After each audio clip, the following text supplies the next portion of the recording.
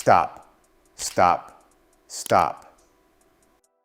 Before you blame Honda for weak suspension, maybe stop and ask yourself one question. What is the real reason your suspension is wearing out? Let me remove the suspense. It's not the car, it's you. I'm Adam, and these are some of the habits that are slowly destroying your Honda suspension. And if you fix them, it could practically last forever. A Civic owner came into the shop with a clunking noise he had for 8 months. He thought it was just road noise. By the time he brought it in, both front control arm bushings were cracked through. The passenger strut was leaking, and the inner tie rod had so much play you could feel it through the steering wheel. The total repair bill was $2,900. 8 months earlier, the same car needed a $14 tube of grease and 20 minutes of attention. Honda suspensions are robust. The Civic, Accord, CR-V, and Pilot are engineered to handle a lot. But they have one weakness. They rely on rubber, and rubber is not forgiving. Your Honda suspension is a system of rubber bushings, ball joints, strut mounts, and CV boots. Rubber is what lets the system move, absorb bumps, and flex without cracking. But rubber is also what heat, road grime, and time destroy first. When rubber dries out, it cracks. When it cracks, metal starts contacting metal. When metal contacts metal, wear accelerates fast. A bushing that cracks at 60,000 miles will take out the control arm it sits in by 80,000. What was a $60 bushing becomes a $600 control arm job.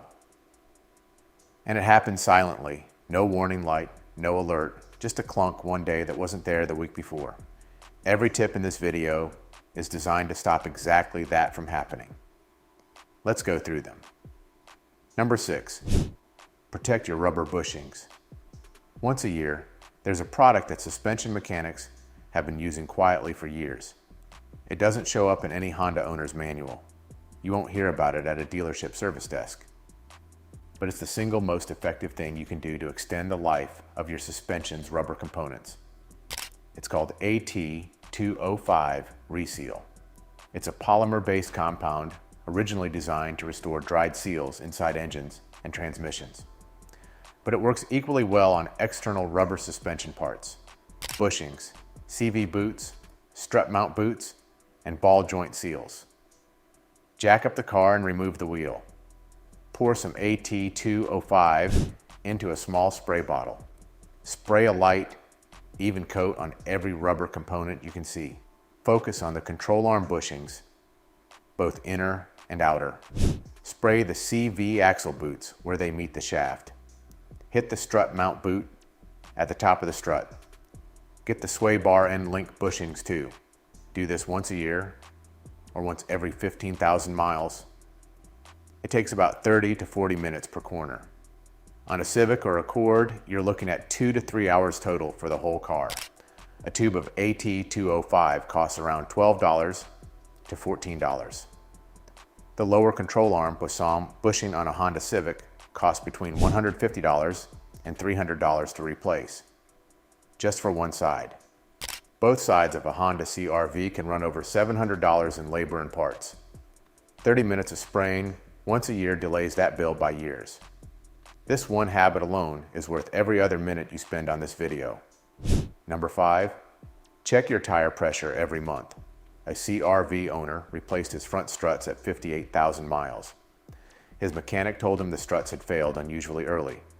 What nobody caught was that his front tires had been running at 24 pounds per square inch for over a year. Running underinflated tires is one of the fastest ways to kill a Honda suspension. Most people don't know this because the damage isn't obvious. The tires don't blow out, the car still drives. But underneath, the struts are working twice as hard on every bump because the tires aren't absorbing their share of the impact. The fix is free and takes 90 seconds. Check all 4 tires with a handheld gauge every month. The correct PSI is on a sticker inside your driver's door jamb. Not the sidewall number, ignore that. Use the door jamb number. On most Honda Civics, it's 32 to 35 pounds per square inch. On the Accord, It's 33 to 35 pounds per square inch. CRV runs 33 to 35 pounds per square inch front and rear. Pilot is typically 35 pounds per square inch all around. Always check when the tires are cold, first thing in the morning before you've driven anywhere. Properly inflated tires absorb impact. Underinflated tires transfer that impact directly into the struts and ball joints. Number 4, rinse your undercarriage, especially after winter. If you live anywhere that uses road salt in winter, or if you live within 20 miles of the ocean, your Honda is being attacked right now. Not by mileage, not by age, by salt. Salt is electrochemically aggressive. It reacts with moisture and accelerates the oxidation of metal. Road salt hides underneath your car, in the seams around your subframe, around your control arm mounting points, and behind your brake lines. You don't see it collecting, but it's working. The simplest defense is water. After any snow event or once a week during winter, rinse your undercarriage. You can do this at any drive-through car wash that has an undercarriage spray option. Takes 2 minutes. Costs between $6 and $20, depending on the wash. If you want to do it at home, a pressure washer works well. Angle the nozzle up and work from front to back. Pay extra attention to the subframe, the area behind each wheel, and around the shock towers. Honda subframes, especially on Civics, from 2006 to 2015, are known to develop rust in the subframe rear mounting points in high salt environments. Replacing a rusted subframe on a Civic runs $800 to $1,500 in parts and labor. A $10 car wash once a week during winter prevents all of it. Want more tips on keeping your Honda in top shape? Subscribe now for expert advice, maintenance hacks, and car care tips delivered straight to you. Number 3, retorque your suspension bolts every 30,000 miles. An Accord owner got an alignment done, drove for 2 months, then came back in with a wandering steering wheel and a slight pull to the right. The alignment shop realigned it. 2 months later, the same problem. Third visit, someone finally checked the obvious thing. The front lower control arm bolt had backed off by almost a full turn. Suspension bolts loosen. This is not a defect, it's physics. Vibration, thermal cycling, and road load work on bolted joints over time. On a car that sees highway miles or rough roads, this happens faster. When a control arm bolt loosens, the component it holds starts to move in ways it wasn't designed to. Bushing wear accelerates, alignment shifts, steering gets vague. Ask your shop to check and retorque your suspension fasteners every 30,000 miles. On most Hondas, it takes 20 to 30 minutes. Some shops will do it for free during a tire rotation. Others charge $50 to $80. Either way, it's money well spent. The critical bolts to check on a Honda are the front lower control arm bolts, both the front and rear pivot bolts. The rear lower control arm bolts on CRVs and Pilots, the stabilizer bar link nuts, and the strut tower nuts at the top of the shock. These are the highest load points in the system. If you own a 2012 to 2017 Honda CRV, pay particular attention to the rear lower control arm bolts. These cars have a more complex rear multi-link setup that is sensitive to fastener torque. A loose rear control arm bolt on a CRV causes a characteristic wander under braking that's easy to misdiagnose as a brake problem. Number 2, keep your load reasonable. Don't abuse your springs. Most Honda owners treat their trunk like a storage unit. Floor mats, tools, camping gear, gym bags, bags of mulch. It doesn't feel like a lot when you're loading it in, but your suspension feels every pound. Honda suspension springs are rated for a specific load range. The Civic springs are lighter than the Pilot's because the cars weigh very different amounts and carry different loads. When you consistently overload a vehicle, especially in the rear, the springs compress beyond their design range and begin to fatigue. Fatigued springs sag. Sagging springs change your ride height, your alignment geometry, and your strut travel. The solution is simple. Clear out your trunk. Keep only what you actually need: an emergency kit, a jump pack, a tire inflator. Everything else should come out. On the Pilot and Passport, which are frequently used for hauling and towing, check your owner's manual for the maximum payload rating and stay under it.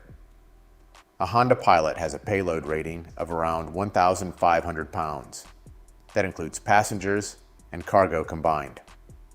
On the 2017 to 2022 CR-V with the 1.5T, the rear suspension is a simpler torsion beam setup rather than a true independent multi-link.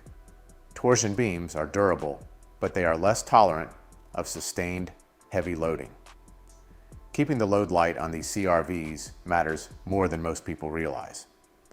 Number 1, slow down for potholes and speed bumps. You already know this one. And you've probably told yourself it doesn't matter, that your car can handle it. But let's put a real number on what it costs you. Hitting a pothole at 30 miles per hour generates a suspension impact load roughly 3 to 5 times the weight of the car. On a 3,300 pound Civic, that's 10,000 to 16,000 pounds of force transmitted through the tire into the wheel, into the ball joint, up through the control arm, and into the bushing. Every time. One bad pothole at speed can crack a ball joint boot, bend a wheel, or compress a strut so hard it damages the internal valving. Slowing to 10 to 15 miles per hour before a pothole or speed bump reduces that impact load dramatically. You don't have to fully stop. Just lift off the throttle and let the car coast across it. The tire has more time to roll over the obstacle rather than slam into it. The strut compresses slowly instead of bottoming out. On Honda Civics and Accords, from 2016 onward, the front struts are a sealed assembly.